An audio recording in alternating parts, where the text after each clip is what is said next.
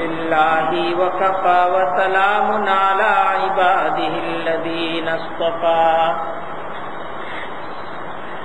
أما بعد فأعوذ بالله من الشيطان الرجيم بسم الله الرحمن الرحيم لم يكن الذين كفروا من أهل الكتاب والمشركين منفكين حتى تأتيهم البينة رسول من الله يتلو صحفا مطهرة فيها كتب قيمة وما تفرق الذين أوتوا الكتاب إلا من بعد ما جاءتهم البينة وما أمروا إلا ليعبدوا الله مخلصين له الدين حنفاء ويقيموا الصلاة ويؤتوا الزكاة وذلك دين القيمة إن الذين كفروا من أهل الكتاب والمشركين في نار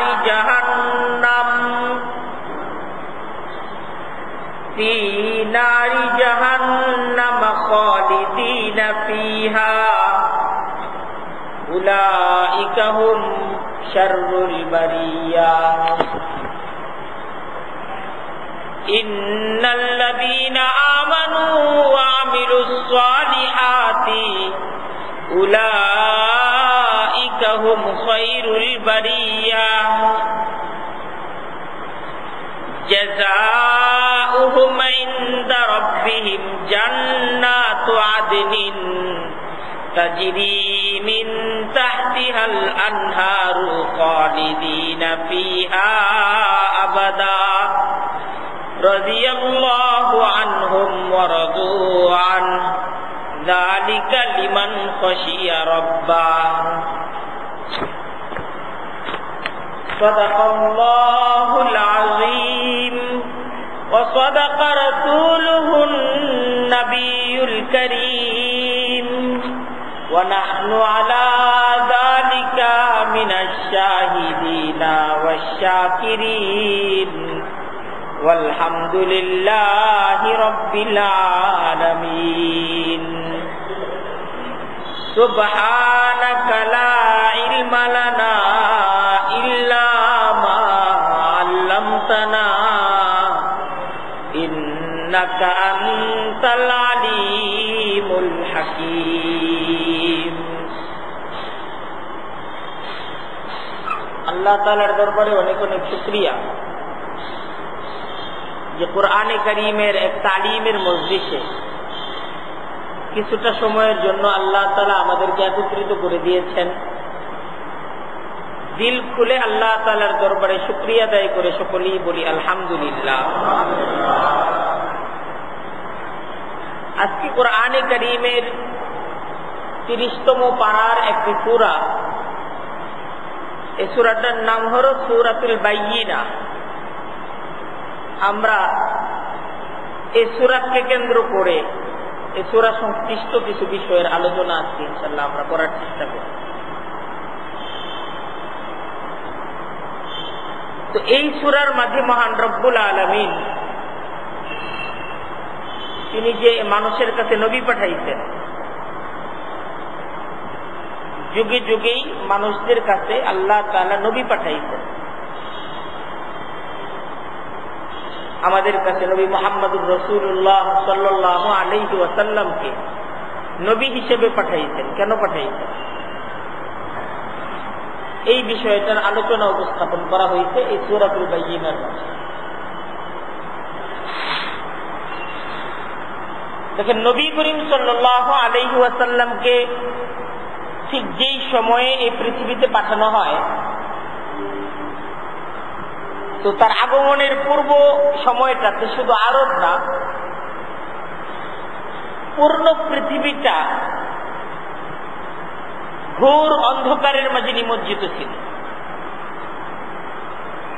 পৃথিবীর কোথাও আলো ছিল না, সর্বত্রই ছিল অন্ধকার।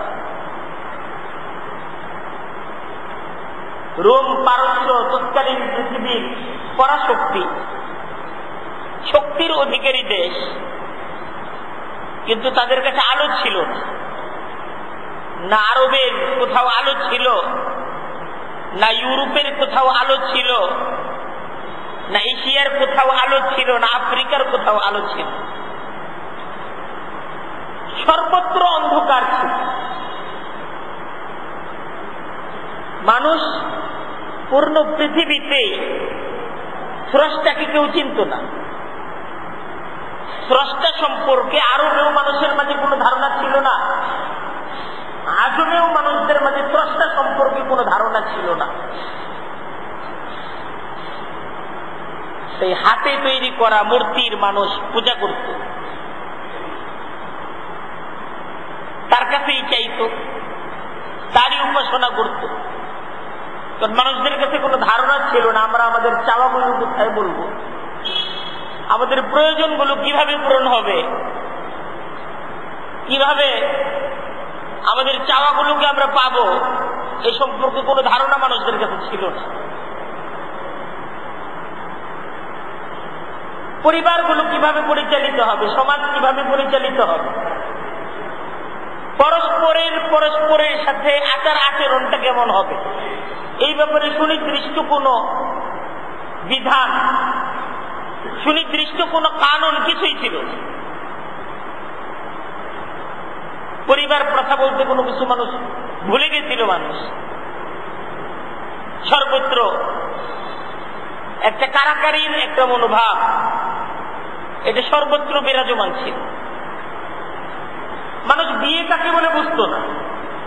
জিনাটা এটা সংস্কৃতি এবং কালচারে রূপান্তরিত হয়েছে, তো জানতো না কিভাবে পরিবার কাকে বলে, বিয়ে কাকে বলে, দাম্পত্য জীবন কাকে বলে, এটা জানতো না। মানুষের কাছে ধারণা ছিল না, ইহসানের ধারণা ছিল না, ইনসাফের ধারণা ছিল না, ন্যায় অন্যায় এটা বুঝার মতো কোনো মাপকাঠি, কোন সীমা এটা মানুষদের কাছে ছিল না, যে এরকম হইলে ন্যায় হবে আর এরকম হইলে অন্যায় হবে, এরকম কোনো কিছু মানুষদের জানাই ছিল না। বছরের পর বছর যুদ্ধ, এটা একটা স্বাভাবিক কালচারে রূপান্তরিত হয়েছিল। যুদ্ধ দাদার আমলে যুদ্ধ হইতে, বাবার আমলে যুদ্ধ, সন্তানরাও সেই যুদ্ধ চালিয়ে যাচ্ছে। কেন, কিসের জন্য জানেও না, কেন যুদ্ধ এটা জানেও না। যুদ্ধটা খেলায় রূপান্তরিত হয়েছে, বিনোদন। আজাদ একটা মানুষকে তাকে আক্রমণ করে, অতর্কিত আক্রমণ করে আজাদ পুত্রকে গোলাম বানিয়ে বিক্রি করে দেওয়া। মানুষ যে ডাকাতি করতো, আক্রমণ করতো, আক্রমণ করে আজাদ মানুষকে গোলাম বানায় দেয়, গোলাম বানায় বিক্রি করে দিত। নিজের স্বাভাবিক প্রয়োজনে অন্যকে হত্যা করা, এটা একটা সহজ ব্যাপার ছিল, এটা কঠিন কোনো ব্যাপার ছিল না। এই সর্বত্র অন্ধকার ছিল, আলো ছিল না। এখানে একটা আলো হলো সূর্যের আলো, এটা তো ছিল, কিন্তু সূর্যের আলোর মাধ্যমে তো ন্যায় আর অন্যায় চেনা যায়, সৎ অসৎ চেনা যায়, করণীয় বর্জনীয় এটা বোঝা যায় না সূর্যের আলোর দ্বারা। সূর্যের আলোর দ্বারা চেনা যায় যে উনি আমার বাবা। অন্ধকারে আমি চিনতেছিলাম না যে লোকটা আমার বাবা। সূর্যের আলোয় চেনা যায় যে লোকটা আমার বাবা না, অপরিচিত একজন ব্যক্তি। অন্ধকারের মাঝে আমি চিনতেছিলাম না যে লোকটাকে আমার বাবা না, অপরিচিত কোনো ব্যক্তি। এখন বাবার অবয়বটা সূর্যের আলোর কারণে চেনা যাচ্ছে, কিন্তু এই বাবার সাথে সন্তান হিসেবে আমার আচরণটা কেমন হবে, আর বাবারই বা সন্তানের প্রতি জিম্মাদারিটা কেমন হবে, এ ব্যাপারে বাবাও কিছু জানতো না, সন্তানও কিছু জানত। মেয়ে সন্তান যদি জন্ম নিত জীবন্ত তাকে কবর দেওয়া হইত, এটা সহজ ব্যাপার তাদের কাছে। তো আল্লাহ তাআলা কোরআনে কারীমের এই সূরাতুল বাইয়িনার মাঝে আলোচনা করতেছেন জগতের সর্বত্র অন্ধকার আর অন্ধকার, প্রয়োজন আলো, যে আলোর মাধ্যমে ভালো মন্দ চিনা যাবে, উত্তম অনুত্তম বোঝা যাবে, উচিত অনুচিতের শিক্ষা মানুষ পাবে, এই ধরনের আলো দরকার। তো আল্লাহ তাআলা তিনি দয়ার অধিকারী, তিনি জগতের জন্য আলোর ব্যবস্থা করেছেন। এই সূরাতুল বাইয়িনার মাঝে এই আলোর আলোচনাটাই করা হয়েছে, যে জগতের সর্বত্র যে অন্ধকার, ভয়াবহ অন্ধকার, যেই অন্ধকারে সবাই নিমজ্জিত। অনেকে দাবি করে যে আমরা আহলে কিতাব, আমাদের কাছে আল্লাহর পক্ষ থেকে কিতাব আসছে। এই যে যারা আহলে কিতাব দাবি করে এরা কেউ কিতাবের উপর নাই, এদের কারো কাছে আল্লাহর দেয়া কিতাব নাই। আল্লাহর দেয়া কিতাবকে তারা তাদের প্রয়োজনে পরিবর্তন করে ওটাকে বিকৃত করে ফেলছে। এখন তাদের কাছে যেটা আছে এটা তাদের বাবা, তাদের দাদা, তাদের পূর্বপুরুষদের পরিবর্তিত, নিজ প্রয়োজনে পরিবর্তিত রূপ, সেই কিতাব আছে। তারা আল্লাহর দেয়া বিধানকে পরিবর্তন করে মানুষের বিধানের কিতাব তারা তৈরি করে নেয়। আমাদের কাছে তো আল্লাহর কিতাব আছে, কিন্তু আল্লাহর কিতাব না মেনে আমরা নিজেরা বিধান তৈরি করে আমরা দেশ চালাচ্ছি, সমাজ চালাচ্ছি, পরিবার চালাচ্ছি। কিন্তু তখন অন্ধকারটা এমন অন্ধকার ছিল, যারা নিজেদেরকে আহলে কিতাব দাবি করতেছিল তাদের কাছে আল্লাহর দেয়া কোনো কিতাব ছিলই না। আমাদের কাছে তো এখনো কোরআন আল্লাহর কিতাব আছে, অবিকৃত অবস্থায় এখনো আমরা কোরআনের সেই সত্যের বাণীগুলো পড়তে পারি, বুঝতে পারি। কিন্তু সেই জমানার আহলে কিতাবদের কাছে আল্লাহর দেয়া যে তৌরাত কিতাব, আল্লাহর দেয়া কিতাব যে ইনজিল, আল্লাহর দেয়া কিতাবটা পরিবর্তন হয়ে আল্লাহর দেয়া কিতাবটা ছিলই না, ছিলই পরিবর্তিত। তারপরেও তারা দাবিদার আমরা আহলে কিতাব। আল্লাহর পক্ষ থেকে জিম্মাদারি, প্রথম জিম্মাদারি যে তৌহিদের বিশ্বাস, এরা তৌহিদেই বিশ্বাসী ছিল না আহলে কিতাব। তবে তারপরেও তারা বলতো যে আমরা তৌহিদে বিশ্বাসী। আর আরেক যে ছিল মুশরিক, এরা তো নিজেদেরকে দাবি করতো না আমরা তৌহিদে বিশ্বাসী। মানুষ ছিল দুই প্রকার। এক প্রকার মানুষ, এরা হলো দাবি করে না যে আমরা তৌহিদে বিশ্বাসী, আমরা এক আল্লাহ বিশ্বাসী, দাবিটাই করে। ওদের দাবি হইল যে আমরা বহু ইলাহে বিশ্বাসী, এরা হলো মুশরিক। আর আহলে কিতাব তারা বলতো আমরা তৌহিদে বিশ্বাসী, কিন্তু আসলে তারাও তৌহিদে বিশ্বাসী ছিল। কারণ নাসারা যারা খ্রিস্টান,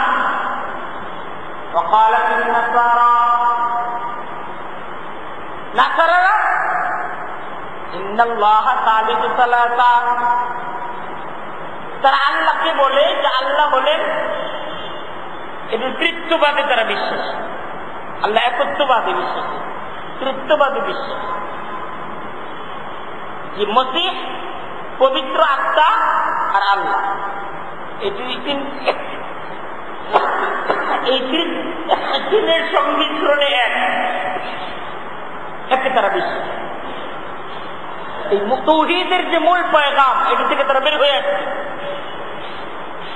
আর এরকম ভাবে ইহুদিরা, তারা উযাইরকে আল্লাহর ইবনুল্লাহ, وقالت اليهود عزير ابن الله, যে উযাইর আল্লাহর সন্তান।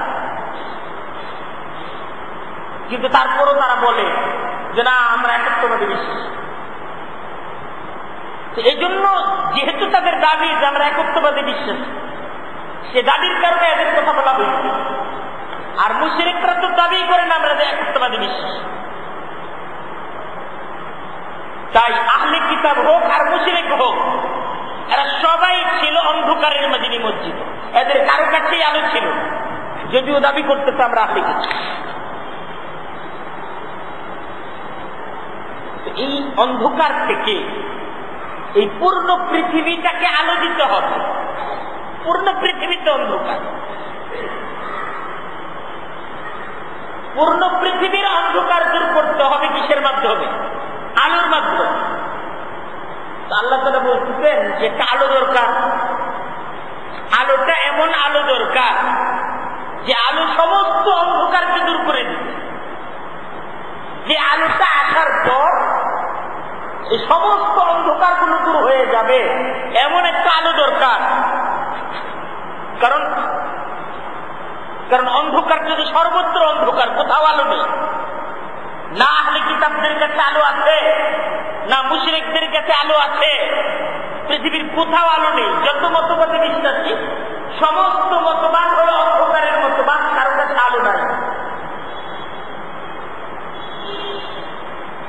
لم يكن الذين كفروا من أهل الكتاب والمشركين منفكين حتى تأتيهم البينة لم يكن الذين كفروا من أهل الكتاب والمشركين منفكين حتى تأتيهم البينة আল্লাহ বলতেছেন যারা কাফের মিন আহলিল কিতাবি ওয়াল মুশরিকিনা, আহলি কিতাব এবং মুশরিক যারা কুফরিকে গ্রহণ করে নিয়েছে, কাফের সবাই। আহলি কিতাবরাও কাফের, মুশরিকরাও কাফের, কাফের সবাই। কারণ কেউ একত্ববাদী বিশ্বাসী না। আর তাওহীদের বিশ্বাস ছাড়া ঈমানদার হওয়া যায় না। তুমি বলতেছো আমি তো আহলে কিতাব, আমি মুমিন। ঠিক আছে, তুমি মুমিন, কিন্তু তুমি কাফের মুমিন। কারণ যতক্ষণ পর্যন্ত একত্ববাদী কেউ বিশ্বাসী না হয়, শুধু বংশ পরিচয়ে কেউ মুমিন হতে পারে, কিন্তু আল্লাহর তালিকায় তাকে মুমিন হিসেবে সে তালিকাভুক্ত হবে না। আল্লাহর কাছে মুমিন হিসেবে, মুসলিম হিসেবে তালিকাভুক্ত হওয়ার জন্য একত্ববাদের বিশ্বাসটা কি? এটা হলো জরুরি বিশ্বাস, যে আমি এক আল্লাহয় বিশ্বাস করি, লা ইলাহা ইল্লাল্লাহ। এই কালেমায় বিশ্বাস করে না, কিন্তু মুসলমানের ঘরে তার জন্ম হয়েছে। এই জন্ম পরিচয়ের দ্বারা সে কি নিজেকে আল্লাহ তাআলার দরবারে মুসলিম দাবি করতে পারবে? ঈমান তো লাগবে, আর ঈমানটা তো নিজের লাগবে। বাবার ঈমান দ্বারা তো সন্তান একদম এক বিন্দু পরিমাণ উপকার পাবে। ঈমান যদি থাকে তাহলে বাবার আমলের কারণে উপকার পেতে পারে। ঈমান থাকতে হয় যে বাবা অনেক আমলদার ছিল, আমলের কারণে বাবা আল্লাহ তাআলার কাছ থেকে উচ্চমানের জান্নাত বাবা পাইছে। ছেলের ঈমান আছে কিন্তু আমল কম, তো আল্লাহ তাআলা আমল কম হওয়া সত্ত্বেও বাবার সাথে উচ্চমানের জান্নাতে তাকে তার বাবার মনোরঞ্জনের জন্য আল্লাহ তাআলা প্রবেশ করায় দেয়। ঈমান থাকতে হবে, ঈমানটা জরুরি জিনিস। আল্লাহ বলতেছেন আহলি কিতাব এবং মুশরিকদের মধ্য থেকে যারা কাফের, লাম ইয়াকুন মুনফাক্কিনা, তারা তাদের কুফরিকে কিছুতেই ছাড়তো না।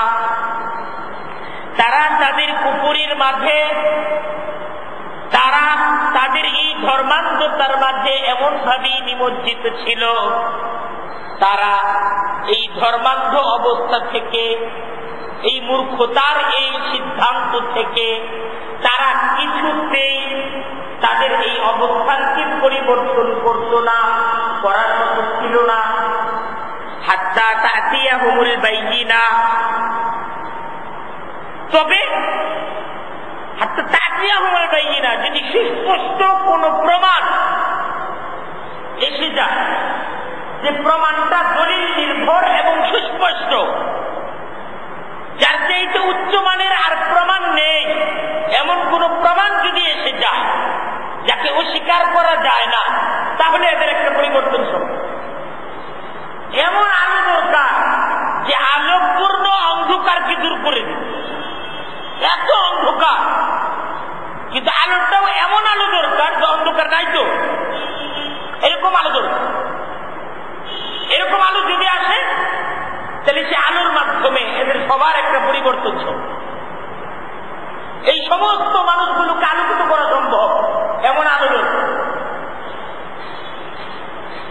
রাসূলুম মিনাল্লাহি, আল্লাহ বলতেছেন সে আলোটাই হলো আল্লাহর তরফ থেকে একজন রাসূল। এই সমাজের পরিবর্তন দরকার। আর এই পরিবর্তনটা কিভাবে হবে? এই অন্ধত্ব থেকে, এই অন্ধকার থেকে মানুষগুলোকে মুক্ত করা দরকার, মানুষগুলোকে আলো দেওয়া দরকার। কিন্তু সে আলোটা এই মানুষগুলোর কাছে কিভাবে পৌঁছবে?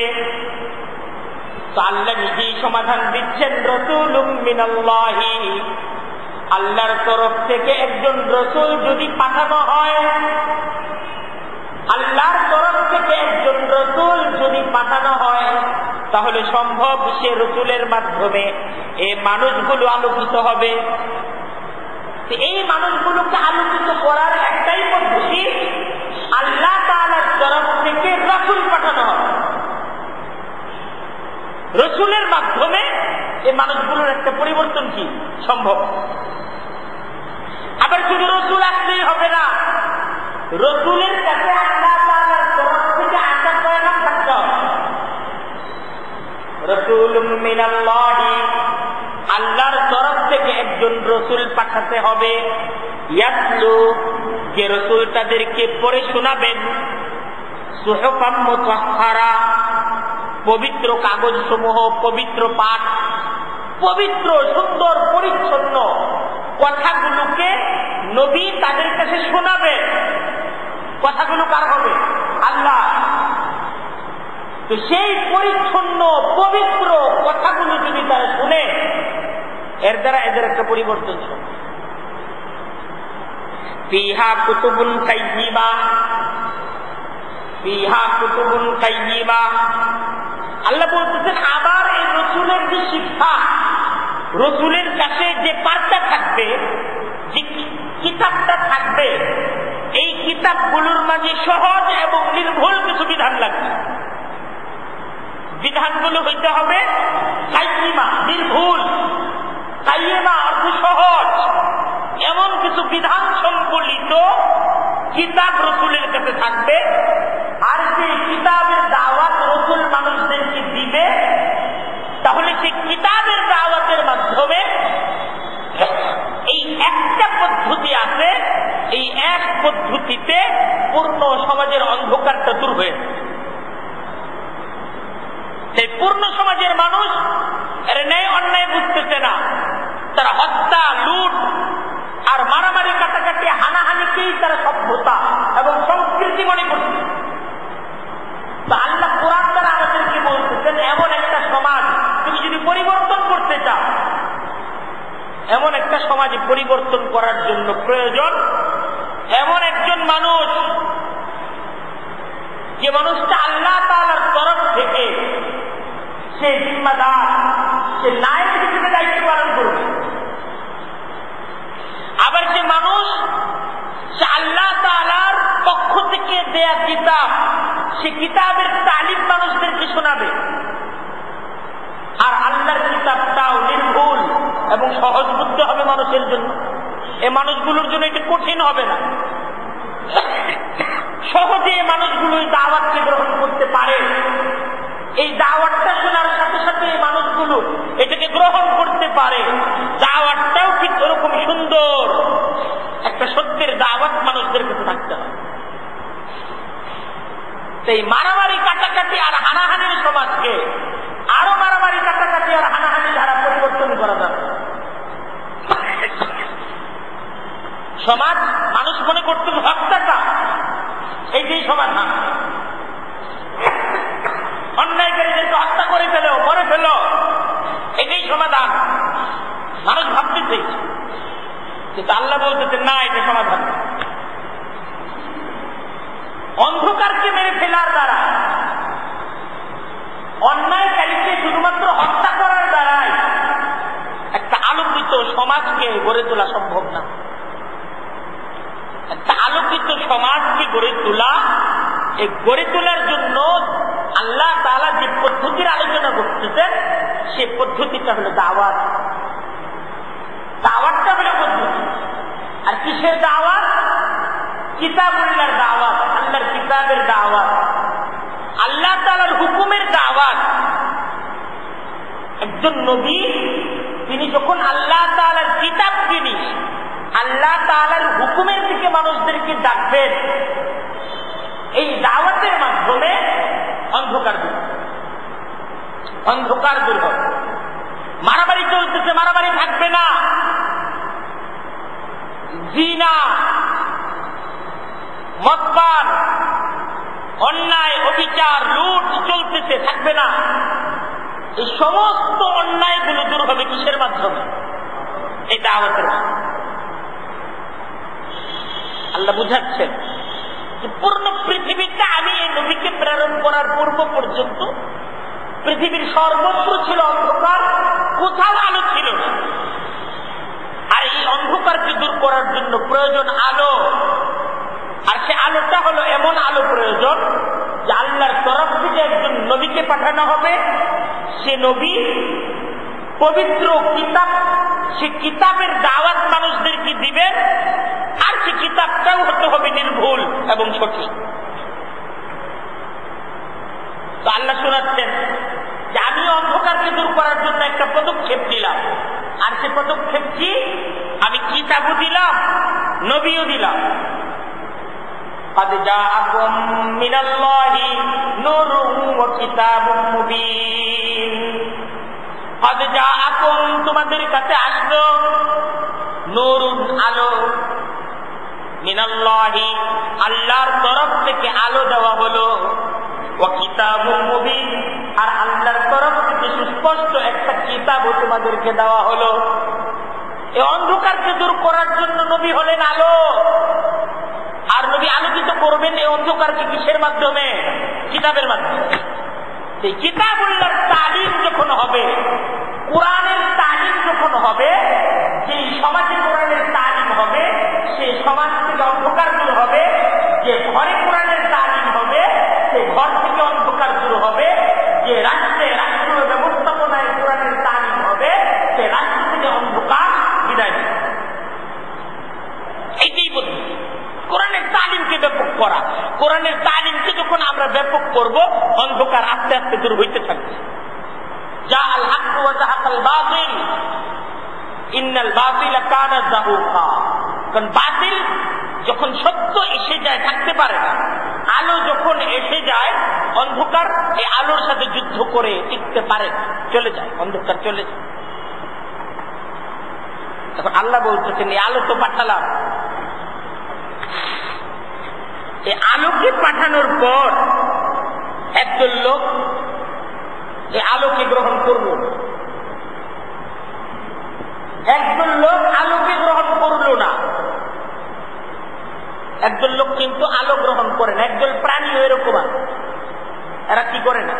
আলো গ্রহণ করে না। চামচিকা একটা প্রাণী আছে না? আছে না? এই চামচিকা আলো গ্রহণ করে। হ্যাঁ, চামচিকা না? চামচিকা চোখ বন্ধ করে রাখে সারাদিন, সূর্যের আলোতে দেখবেন। আছে না এরকম? তো আল্লাহ বলতেছেন যে আলো তো পাঠালাম, কিন্তু একজন লোক এই আলোকে গ্রহণ করল। তো এই একজন লোক আলো গ্রহণ করলো না কখন? আলো নাই এজন্য গ্রহণ করলো না, না আলো আছে তারপরে গ্রহণ করলো না?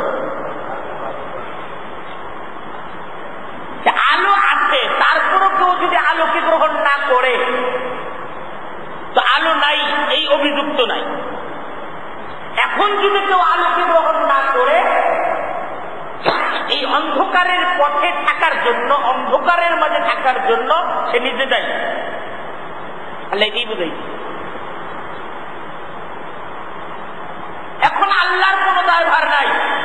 ইন্না আলাইনা আলাল হুদা, আল্লাহ বলছেন এটা আমার উপর দায়িত্ব। মানুষকে আমি সৃষ্টি করেছি, তাকে আলো দেওয়া, তাকে ন্যায় অন্যায়ের শিক্ষা দেওয়া, এটা আমার জিম্মাদারি। আর ন্যায় অন্যায় শিক্ষার জন্য, ন্যায় অন্যায় বুঝার জন্য কোরআন পাঠিয়ে দিচ্ছে। এখন যদি কোরআনকে পাঠিয়ে দেওয়ার পর কেউ কোরআনকে না শিখে, কোন ঘরবাসী সিদ্ধান্ত নিল আমরা কোরআন শিখবো না, কোন সমাজ সিদ্ধান্ত নিল আমরা কোরআন শিখবো না, কোন রাষ্ট্র সিদ্ধান্ত নিল যে আমাদের এই রাষ্ট্রে কোরআন শিক্ষা চলবে না, তো আল্লাহ তো আল্লাহর দায়িত্ব পালন করছে। আল্লাহ তো কোরআন পাঠাইছে এবং কিয়ামত পর্যন্তের জন্য এই কোরআন আল্লাহ তাআলা অবিকৃত অবস্থায় রাখবেন, নিজে জিম্মাদার হয়ে।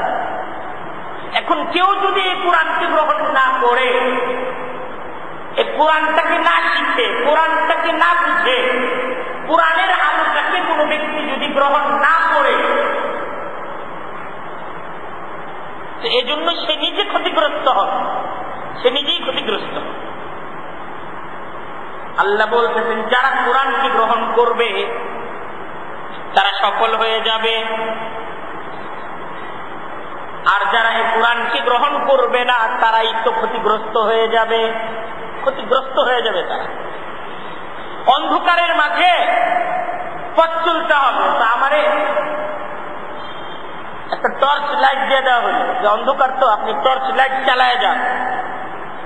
আমি টর্চ লাইট যে সুইচ, যে সুইচে টিপ দিলে টর্চ লাইট আলো দিবে, আমার কাছে টর্চ লাইট আছে আমি জানি, কিন্তু তারপরও সুইচে টিপ দিয়ে আলো জ্বালালাম না। আমি অন্ধকারের থেকে আমি অন্ধকারের মাঝে ক্ষতিগ্রস্ত হলাম। এই ক্ষতি তো আমি আমার নিজের করলাম, আর আরেকজন সেই অন্ধকারের মাঝে তার কাছে টর্চ লাইট আছে, সে টর্চ লাইটের আলোতে সুন্দরভাবে সে তার মঞ্জিলে পৌঁছে গেল। তো মঞ্জিল পর্যন্ত পৌঁছে যাওয়ার মাধ্যমে সে লাভবান হলো, আর পথের মাঝে আটকে থেকে আমি কি হলাম? ক্ষতিগ্রস্ত হলাম। আল্লাহ তাই বুঝাচ্ছে। এখন আমার পক্ষ থেকে যে জিম্মাদারি ছিল সে জিম্মাদারি পালন হয়ে গেছে। আল্লাহ বলছে এটি একমাত্র পথ। এই অন্ধকার থেকে মানুষগুলোকে মুক্ত করার একটাই পদ্ধতি, সর্বোচ্চ পদ্ধতি, যে দাওয়াতটা পৌঁছে দেয়া।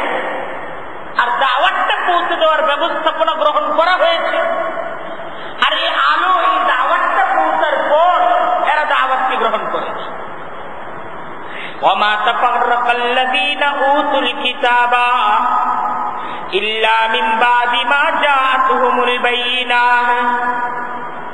আল্লাহ বলতেছেন এই সমস্ত কিতাবধারীরা তারা তো তাদের নিকট সুস্পষ্ট প্রমাণ, তারা তো তাদের নিকট আলো আসার পরই তারা বিভক্ত হলো। এরা আহলে কিতাব, অন্ধকারের মাঝে ছিল, তাদের কাছে সুস্পষ্ট আলো পৌঁছে দেওয়া হয়েছে। আর এই আলো পৌঁছে দেওয়ার পর তারা দুইটা ভাগে বিভক্ত হয়ে গেল। তাদের এক ভাগ সিদ্ধান্ত নিল আমরা আলো গ্রহণ করব, আর আরেক ভাগ সিদ্ধান্ত নিল আমরা আলো গ্রহণ করব না, আমরা অন্ধকারেই থাকব। দুইটা ভাগ হয়ে গেল। আল্লাহ নবী পাঠাইছেন, নবীর মাধ্যমে আলো পাঠাইছেন। এখন মানুষ দুইটা ভাগে বিভক্ত হয়ে গেল। এক ভাগ গ্রহণ করলো, সিদ্ধান্ত নিল নবীকে মানব। এরা আল্লাহ তাআলার পক্ষ থেকে আসা আলোটাকে এরা কি করবে? গ্রহণ করেনি। এদের পথ সহজ। এদের পথটা কি? সহজ। যে এই নবীর যে তরিকা, নবীর যে শিক্ষা, এই শিক্ষার উপর তারা যদি জীবনটাকে গড়ে তুলতে পারে, তো এই পদ্ধতির জীবন গড়ে তোলার মাধ্যমে আল্লাহ রাজি, আল্লাহ খুশি, আর কিছু প্রয়োজন নেই। আর আরেকজন যার নবীর শিক্ষাকে গ্রহণ করলো না, আল্লাহর পক্ষ থেকে আসা আলোটাকে গ্রহণ করলো না, এখন তারা পথ চলতেছে। কিভাবে পথ চলবে? তারা নিজেরা ঠিক করতেছে। তো ছেলে ঠিক করতেছে আমি এইভাবে চলবো, বাবা সিদ্ধান্ত নিতেছে আমি এইভাবে চলবো, দুইজনের উপর দাদা কইতেছে এইভাবে চলতে হবে।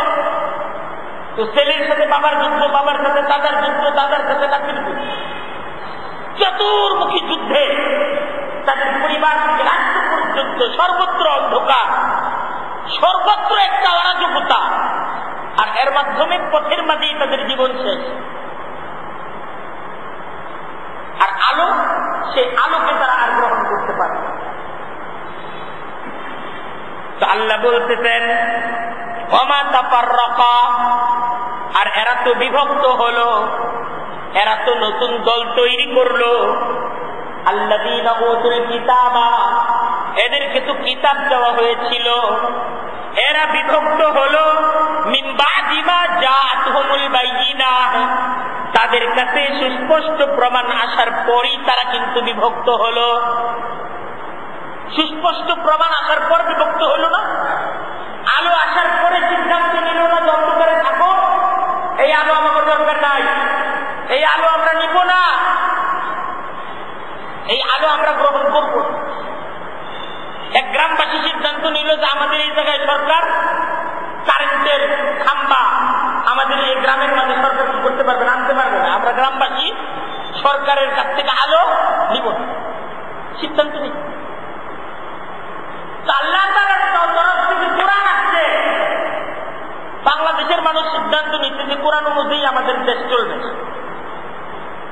আমরা আমাদের দেশ পরিচালনার জন্য নিজেরা সংবিধান তৈরি করে নিই। এর দ্বারা আল্লাহর কোনো ক্ষতি হবে? আল্লাহর কোনো ক্ষতি হবে? আমরা নিলাম, ক্ষতিগ্রস্ত আমরা। আল্লাহ বলতেছেন,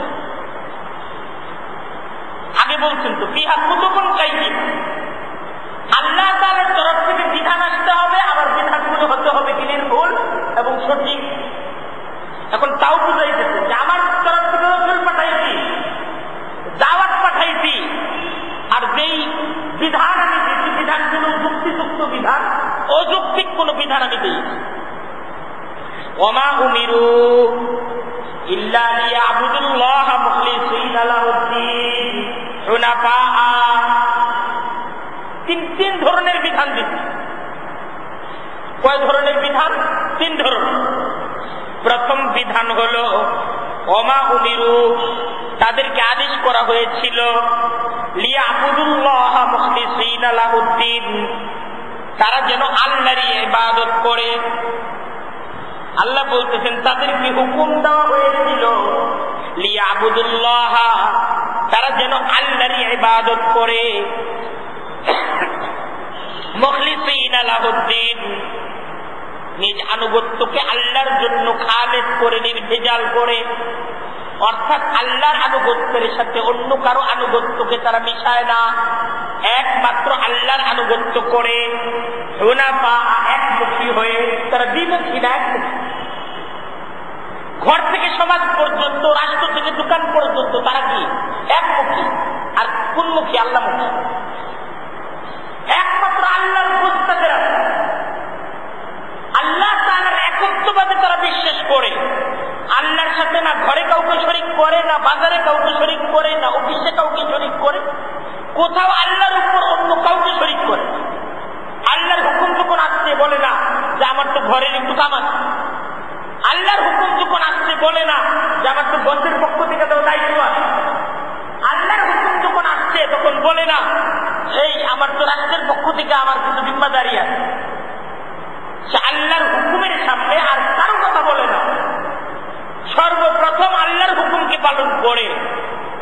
এটা হবে তাদের, এটা একটা হুকুম দেওয়া হয়েছে। আল্লাহ বলছেন এই একটা যেন এক আল্লাহ বিশ্বাস করে, সে বিশ্বাস করে আমার রিজিক আল্লাহর তরফ থেকে আসে, বিশ্বাস করে যে আমার পেরেশানি মুক্তি আল্লাহর তরফ থেকে আসে, আমার শান্তি আল্লাহর তরফ থেকে আসে, আমার জীবনের যতগুলো চাওয়া সমস্ত চাওয়া এক আল্লাহ তাআলার তরফ থেকে পূরণ হয় না। আল্লাহ ছাড়া আর কেউ আমার কোন চাওয়াকেই পূরণ করতে পারে। এই বিশ্বাসের উপর সে তার জীবনকে বসে। তাই সে এক আল্লাহরই ইবাদত, এক আল্লাহকেই পূজা করে, এক আল্লাহকেই উপাসনা করে, আর কারো সামনেই মাথা নত করে। অর্থাৎ তার বিশ্বাসে আল্লাহ, নিঃশ্বাসে আল্লাহ। দ্বিতীয় গুণ ওয়ায়ুকিমুস সালাতা, তারা নামাজকে কায়েম করে। দ্বিতীয় কাজ শারীরিক ইবাদত, আগেরটা হলো মানসিক ইবাদত, বিশ্বাসগত ইবাদত। আর দ্বিতীয় হইল ওয়ায়ুকিমুস সালাতা, তারা নামাজ কায়েমের মাধ্যমে নিজ ঈমানের ঘোষণা দেয়। আল্লাহ তাআলা ডাক যখন আসে মসজিদে, আল্লাহ তাআলাকে চেষ্টা করে নামাজ আদায় করে আল্লাহ তাআলার সাথে ঈমানের প্রতিশ্রুতিতে, ঈমানের অঙ্গীকারে সে যে সত্যবাদী তার প্রমাণ দিয়ে যায় নামাজ কায়েম। ওয়ায়ুতুজ যাকাতা, আর তারা যাকাত প্রদান করে, অর্থাৎ তারা দুঃখীদের সেবা করে, সমাজের দুঃখী মানুষদের পাশে দাঁড়ায়। এটাও আল্লাহর ইবাদত। খেদমতে খালক, খেদমতে খালক, মানুষের সেবা করা, এটাই তো আল্লাহ তাআলার পক্ষ থেকে হুকুম, আল্লাহর ধর্ম। এটাই তো আল্লাহর তরফ থেকে জিম্মাদারি। আমার আপনার উপর আল্লাহর তরফ থেকে জিম্মাদারি কি? শুধুই নামাজ? নামাজ তো আমি ইমানদার, দুইটা হক, একটা হল আল্লাহর হক আর আরেকটা কি? মানুষের হক। এই দুইটা হক হল আমাদের জীবনের সাথে, দুইটা হকই আদায় করতে হবে। আল্লাহর হক, মানুষের হক। আল্লাহর হক হল নামাজ, আর বাকি সবই মানুষের হক।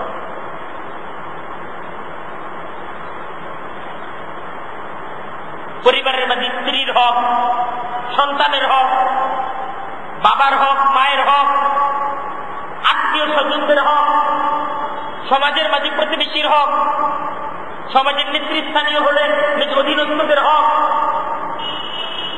রাষ্ট্রের হক। এই সমস্ত হকগুলোকে আদায় করা, কারোর সাথে যেন অন্যায় না হয়, অবিচার না হয়, অনাচার না হয়, এটি ইসলামের একটা সুন্দরতম আখলাক, চরিত্রে নীতিকে করেছে। আল্লাহ বলতেছেন ওয়াযালিকা দীনুল কাইয়্যিমা, আর এটাই হলো সঠিক দিন। আর এটাই তো দিনের কথা। সর্বযুগে এইটাই দিন ছিল।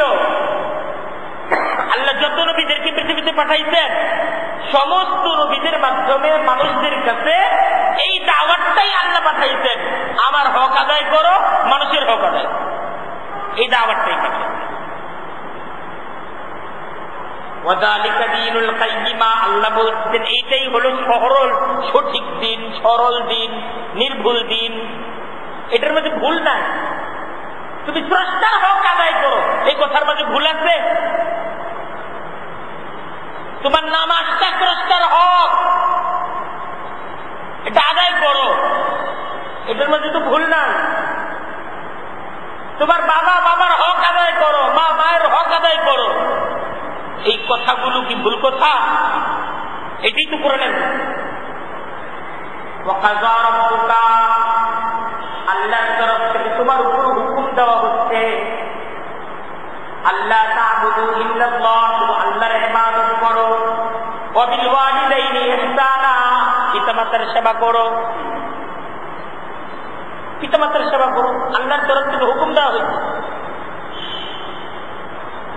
গরিব মিসকিনদেরকে সহযোগিতা করো, হুকুম দেওয়া হয়েছে।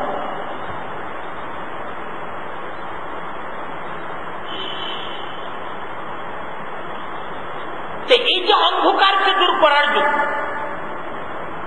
আল্লাহর তরফ থেকে হুকুম আসতো, আমার হক আদায় করো, মানুষের হক আদায় করো, হুকুম আসতো। আর এই হুকুমটাকে শোনালেন কে? নবী। আবার নবীও কেমন নবী? তিনি যে আল্লাহর তরফ থেকে রাসূল, এই ব্যাপারটা সুস্পষ্ট। তার নিজের জীবনটা নির্ভুল জীবন, তার নবুয়ত পূর্ব 40 বছরের জীবনে কোনো ভুল নাই। ভুলে ভরা সমাজে একদিন ভুল মানুষ, অন্ধকারকে দূর করার জন্য আল্লাহ এই ভুলে ভরা সমাজে নির্ভুল মানুষকে তৈরি করছে, যার মাধ্যমে পূর্ণ সমাজের অন্ধকারকে দূর করা। আর তিনি অন্ধকারকে দূর করবেন কিভাবে? দাওয়াতের মাধ্যমে। তো আল্লাহ এই সূরার মাঝে নবীকে কেন পাঠালেন, কি জিম্মাদারি দিয়ে নবীকে পাঠালেন তার আলোচনা করছে। নবী এজন্য পাঠালাম কারণ একটা নবীর মাধ্যমে এই অন্ধকার দূর করা সম্ভব। আর নবীকে এই জিম্মাদারি দিয়ে পাঠালাম যে যে মানুষদেরকে আমার হক, মানুষের হক, হুকুকুল্লাহ আর হুকুকুল ইবাদের তালিম মানুষদেরকে দাও, এই দাওয়াত পাঠাইছে। আর এই দাওয়াত মানুষের কাছে পৌঁছার পর একজন লোক মানলো আর আরেকজন লোক মানলো না। এখন আল্লাহ বলতেছেন অন্ধকার ছিল, আমি আলো পাঠালাম, একজন লোক আলোকে গ্রহণ করলো, আরেকজন লোক আলোকে গ্রহণ করলো না। এখন এই দুই ধরনের লোকের সাথে আমার আচরণ কি হবে শুনে নাও। ইন্নাল্লাযীনা কাফারু মিন আহলিল কিতাবি ওয়াল মুশরিকিন, নিশ্চয়ই আহলে কিতাব এবং মুশরিক যারা এই নবীর দাওয়াতকে অস্বীকার করে বসলো, নবীর দাওয়াতকে গ্রহণ করলো না, ফি নারি জাহান্নাম খালিদিনা ফিহা, চিরকালের জন্য তাদের ঠিকানা, তাদের নিবাস হবে জাহান্নাম আর আগুন, চিরদিনের জন্য। যারা এই আলোকে গ্রহণ করলো না এরা এমন ক্ষতিগ্রস্ত হলো, আলোকে গ্রহণ করা না করার কারণে দুনিয়ার জীবনে ক্ষতিগ্রস্ত তো হইতে, আর আখিরাতের অনন্ত অসীম জীবন এই আলোর সাথে গুস্তাখি করার কারণে, এই নবীর সাথে বেয়াদবি করার কারণে, আল্লাহ তাআলার পক্ষ থেকে আসা বিধানগুলোকে অমান্য করার কারণে এদের ঠিকানা হবে চিরজাহান্নাম। কেন চিরজাহান্নাম? আল্লাহ বলতেছেন উলাইকা হুম শাররুল বারিয়াহ, কারণ এরা হলো সৃষ্টির মাঝে সবচাইতে নিকৃষ্ট জাত। সৃষ্টির মাঝে এরা সবচাইতে নিকৃষ্ট জাত, এদের ঠিকানা জাহান্নাম ছাড়া আর কিছু। ময়লা আবর্জনা, এটা আগুনের কাছে, ময়লা আবর্জনা খড়কুটা, এদের পুরাই করে আগুনে পুরায় না, এইসব হলো খড়কুটা, নষ্ট অংশ। এই অংশটা কি? নষ্ট অংশ, এটা ভালো অংশ না। সেই নষ্ট অংশটাকে জাহান্নামে পাঠায় দেয়। সৃষ্টির নষ্ট অংশ, সৃষ্টির এমন এক অংশ যে অংশটাকে রাখা যায়, এটাকে পুরায় দিতে। এই পূর্ণাঙ্গ নষ্ট অংশটাকে পুরায় দেওয়ার জন্য জাহান্নামে পাঠায় দেওয়া হবে, সেটাকে এটা পড়তে থাকবে। ইন্নাল্লাযীনা আমানু ওয়া আমিলুস সালিহাত, আল্লাহ বলতেছেন আর নিশ্চয়ই যারা ঈমানকে এনেছে, ওয়া আমিলুস সালিহাত, সৎকর্মের উপর জীবনকে গড়েছে, আল্লাহর পক্ষ থেকে আসা আলোটাকে যারা গ্রহণ করেছে, নবীর দাওয়াত, নবীর শিক্ষাকে যারা মেনেছে, উলাইকা হুম খায়রুল বারিয়া, আল্লাহ আগেই বলতেছেন এরা হলো সৃষ্টির সেরা। আগে বলতেছেন এরা কি সৃষ্টির সেরা, এরা সৃষ্টির সেরা। আল্লাহ শুরুতে আছে কোথায় রাখবেন আলোচনা করবেন, আর ওখানে আগে বলছেন এরপর রাখুন জাহান্নামে। জাহান্নামে কি কারণে রাখবেন? এরা তো নিকৃষ্ট, নিকৃষ্ট আগাছা, তাই এটার জন্য ঠিকানা জাহান্নাম। আর যারা ঈমান এনেছে, সৎকর্মের উপর জীবনকে গড়েছে, এরা তো সৃষ্টির সেরা। কোথায় রাখা যায় এদেরকে? জাযাউহুম ইনদা রাব্বিহিম, আল্লাহ বলতেছেন তাদের প্রতিদান, তাদের পুরস্কার তাদের রবের কাছে। জান্নাতু আদনিন, স্থায়ী বসবাসের জান্নাত। জান্নাতু আদনিন, স্থায়ীভাবে বসবাস করার জন্য জান্নাত। তাজরি মিন তাহতিহাল আনহার, যেই জান্নাতের পাদদেশে নহরগুলো চলতে থাকবে, চলমান থাকবে। মাসালুল জান্নাতিল্লাতী ওয়াইদাল মুত্তাকুন, আল্লাহ বলতেছেন মুত্তাকি যারা, তাদেরকে যে জান্নাতের মাঝে তাদেরকে চিরদিন বসবাসের জন্য, অবস্থানের জন্য যাদেরকে থাকতে দেওয়া হবে, সেই জান্নাতটা তো এমন হবে ফিহা আনহারুম মিন মাইন গায়রি আসিন, সে জায়গায় স্বচ্ছ পানির ঝর্ণা হবে। ও আনহারুম মিন লাবানিন, আর এরকম ভাবে দুধের নহর হবে, দুধের আলাদা নহর হবে। লাম ইয়াতাগাইয়ার তাআমু, দেখেন জান্নাতের মাঝে যে দুধ দেওয়া হবে এটা কোনো প্রাণীর স্তন টেনে বের করা হবে। জান্নাতের মাঝে আল্লাহ যে দুধটা দিবেন, সে দুধটার আল্লাহ তাআলা বলতেছেন এটা ঝর্ণার আকারে এটা নির্গত হবে, আর এটা নদীর মতো কি হইতে থাকবে, প্রবাহিত হইতে থাকবে, দুধের নহর। আর সে দুধ এটা কখনো বাসি হবে, লাম ইয়াতাগাইয়ার তাআমু, এটার স্বাদ, রং, মজা কোনো কিছুর মাঝে পরিবর্তন আসবে, দিন যাবে পরিবর্তন আসবে। ওয়া আনহারুম মিন আসালিম মুসাফফা, এরকম ভাবে মধুর নহর থাকবে। ওয়া আনহারুম মিন আসালিম মুসাফফা, কিন্তু সেই মধুটাও এরকম কোন প্রাণী থেকে এটা নির্গত হবে না।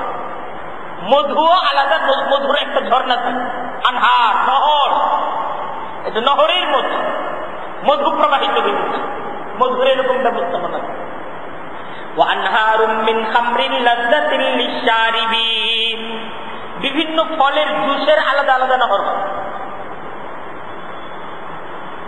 ফলের জুসের আলাদা আলাদা নহর হবে। খামার যে হবে, সে জায়গায় মজার যে খামার হবে, খামার তো বলা হয় মদকে, কিন্তু এটা তো মদের মতো নেশা এটার মাঝে থাকবে না, এটা থাকবে জুসের মতো। তবে এটাও কোনো ফলকে পচায়া এটাকে বের করা হবে না। আমের যে জুস হবে এটা আম চিপা জুস বের করা হবে, এরকম এটা নহরের মতো আমের জুস সেই জায়গায় এরকম ভাবে পাওয়া যায়। ব্যবস্থাপনা থাকবে জান্নাত, এমন ব্যবস্থাপনা থাকবে যেটা আল্লাহ তাআলা এই দুনিয়াতে আমাদেরকে যতটুকু মেধা দিতেন, এই মেধার দ্বারা এটাকে কল্পনা করে শেষ করা যাবে। কল্পনার জগৎ ভিন্ন। ওইটাই বলতেছেন জান্নাত আদনিন, স্থায়ীভাবে অবস্থান করার জন্য তাদের রবের পক্ষ থেকে তাদেরকে দেওয়া হবে জান্নাত। তাজরি মিন তাহতিহাল আনহার, যে জান্নাতের পাদদেশে নহর সমূহ প্রবাহিত থাকবে। খালিদিনা ফিহা আবাদা, আর সেখানে তারা থাকবে চিরকাল। ওরাও সেটাকে থাকবে কি চিরকাল। রাদিয়াল্লাহু আনহুম ওয়া রাযু আনহু, তাদের প্রতি আল্লাহ রাজি থাকবেন আর তারাও আল্লাহর প্রতি রাজি থাকবে। তারাও আল্লাহর প্রতি রাজি, আল্লাহও তাদের প্রতি রাজি। চিরদিনের ঠিকানা হবে।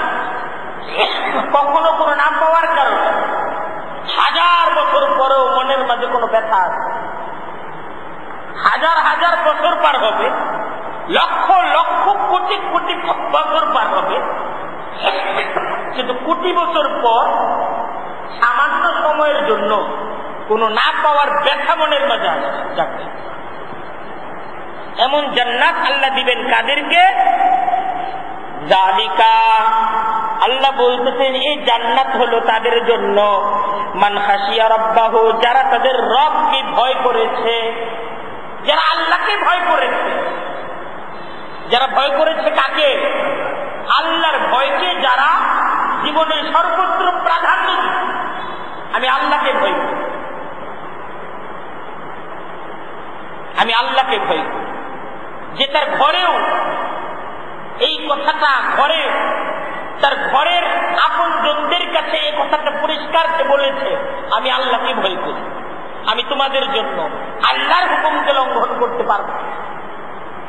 তার বন্ধু সমাজকেও তাদের কাছে তার সুস্পষ্ট ঘোষণা ছিল, আমি আল্লাহকে ভয় করি। দেখো তোমাদের জন্য, তোমাদের বন্ধু, তোমাদের জন্য, তোমাদের বন্ধুত্বের জন্য আল্লাহর হুকুমকে লঙ্ঘন করা সম্ভব। তার কলিগ, তার অফিস স্টাফ, তার প্রতিষ্ঠানের কর্মচারী, সবার সামনে তার এই ঘোষণা ছিল, আমি আল্লাহকে ভয় করি।